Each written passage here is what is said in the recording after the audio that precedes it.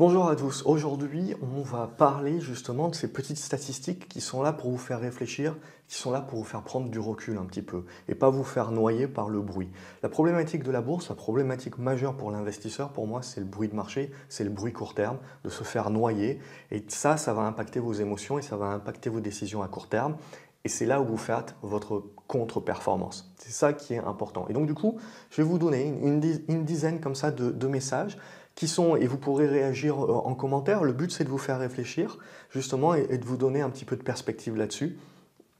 Et vraiment, c'est de travailler sur cet élément-là. Donc, on va commencer sans plus tarder. Je vais vous faire quelques commentaires, mais pas plus que ça. Le but, c'est vraiment que vous en imprégniez, je pense, et que ça commence à résonner, en vous.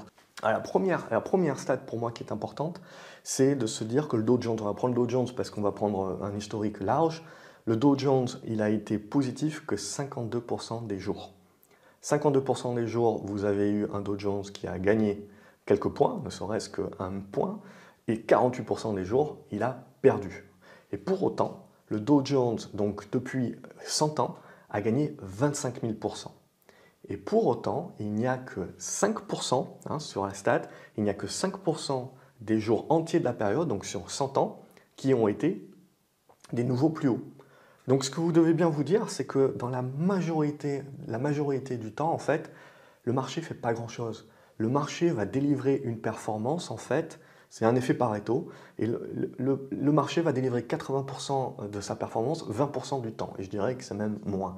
Donc en gros, la problématique, c'est d'avoir cette volonté de vouloir être all-in sur le marché ou all-out, c'est-à-dire tout dedans ou tout à l'extérieur. En fait, ce qui a toujours marché le mieux pour moi sur les marchés, pour essayer de capter la performance, parce que si vous loupez ces 20% de jours, vous loupez l'essentiel de la performance, c'est d'être toujours un portefeuille qui est quand même assez exposé. Et donc on va le couvrir évidemment, on va essayer de faire des rotations, ce genre de choses-là, on va rester actif, mais pour autant, je ne suis pas partisan d'être complètement en dehors du marché. Et même quand le marché se casse la figure, je suis plus partisan de rentrer dans un horizon de temps plus court terme, mais de continuer à être sur le marché. Un autre élément, c'est qu'aujourd'hui, tout le monde pense que voilà, la bourse, globalement, ça fait que monter, et on va avoir ces stratégies passives qui vont vous expliquer que la bourse vous permet de gagner 7% par an en moyenne, et évidemment, c'est basé sur les statistiques passées. C'est toujours la même chose sur les statistiques, c'est que pour leur faire dire ce qu'on veut leur faire dire, on va en général commencer quand ça nous arrange et terminer quand ça nous arrange aussi. Ce que je veux vous dire, c'est que le Dow Jones, si on prend le Dow Jones et même le S&P, à l'époque c'était la même chose, mais si on prend en gros les années 60 jusqu'aux années 75, vous avez gagné à peu près 5%. Donc on est sur des périodes. Et si on prend la période 2000-2010 également, le marché n'a rien fait. Alors bien sûr, il a fait beaucoup de zigzags, il a eu beaucoup de volatilité, mais globalement sur un investissement de long terme, vous avez des périodes comme ça de 5, 10, 15 ans où vous ne faites rien. Et ce que vous ne devez pas oublier pendant cette période-là, c'est que vous avez quand même l'inflation. Même si l'inflation est basse à 1 ou 2%, vous connaissez les intérêts composés. Les intérêts composés, tout le monde en parle justement comme de la huitième merveille du monde, mais l'idée également, c'est que l'inflation se compose également. Et donc c'est un intérêt composé, l'inflation, sauf que celle-ci, elle marche contre vous. Donc si vous n'êtes pas performant, si vous n'allez pas chercher du risque, si vous restez d'une manière passive et que vous vivez une période comme ça de 10 ans où le marché ne fait rien, est volatile mais ne fait rien globalement, eh ben, vous ne devez pas regarder que votre performance a été étale, vous devez regarder que votre performance a été négative du cumul de l'inflation. Et ça change tout. Donc pour moi, je pars du principe qu'il ne faut pas être trop actif, mais il faut être actif quand même et savoir ce qu'on fait, ne pas être passif. Je vais vous donner quelques statistiques. En 2009, le marché américain était revenu à ce qu'il était en 1996. Et en 2009, le marché japonais était revenu au niveau qu'il avait en 1980. Donc ce que vous devez bien comprendre, c'est que les marchés fluctuent. Et ils fluctuent même de manière assez impressionnante parfois. Et donc on est obligé quand même d'avoir une activité. Comme je vous ai dit, jamais all-in, jamais all-out. Jamais dans le bruit de marché court terme non plus, c'est ça qui va vous polluer la performance. Mais je dirais que finalement, avec les années, cet esprit moyen terme, cet esprit en fait sur On va jouer des tendances sur quelques mois et quelques-unes vont durer 1 an, 2 ans, 3 ans, ça peut arriver aussi.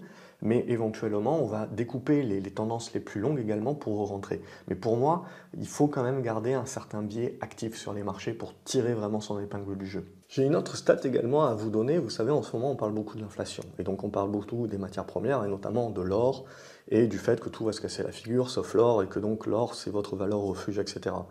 Donc, si on regarde les statistiques, notamment, et on prend 1980, hein, on prend une date de départ 1980, et on regarde, l'or était à 800 $ l'once à l'époque, et le Dow Jones était à 800 points.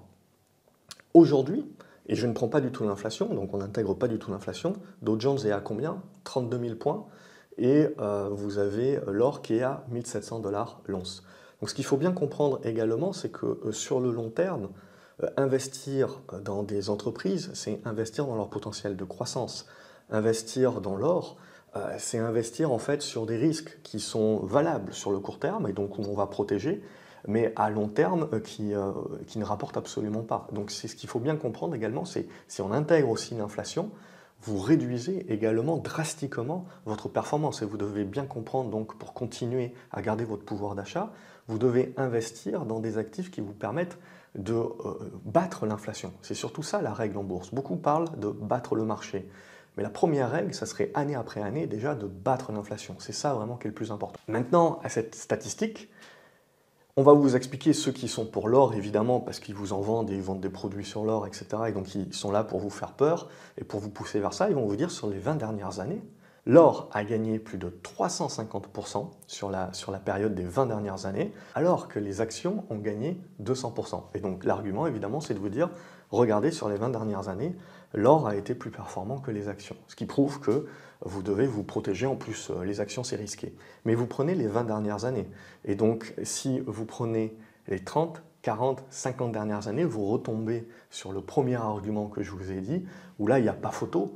Avoir des actions vous a protégé de l'inflation, vous a permis de garder votre pouvoir d'achat, pas l'or. Sur une petite période de temps, pour des raisons très liées à l'environnement de l'époque, mais pas sur une longue période de temps. Mais surtout, ce qu'on comprend, c'est qu'il faut être sélectif. Et donc, il faut passer du temps, et plus que 5 minutes, ce que l'on voit. On voit beaucoup de personnes passer beaucoup de temps à choisir un canapé, et beaucoup moins de temps à acheter la prochaine pépite. Donc non, vous devez passer à être sélectif, passer du temps à être sélectif, justement, d'une part, pour avoir moins d'émotions, puisqu'on a une base beaucoup plus solide de ce pourquoi on a acheté l'action.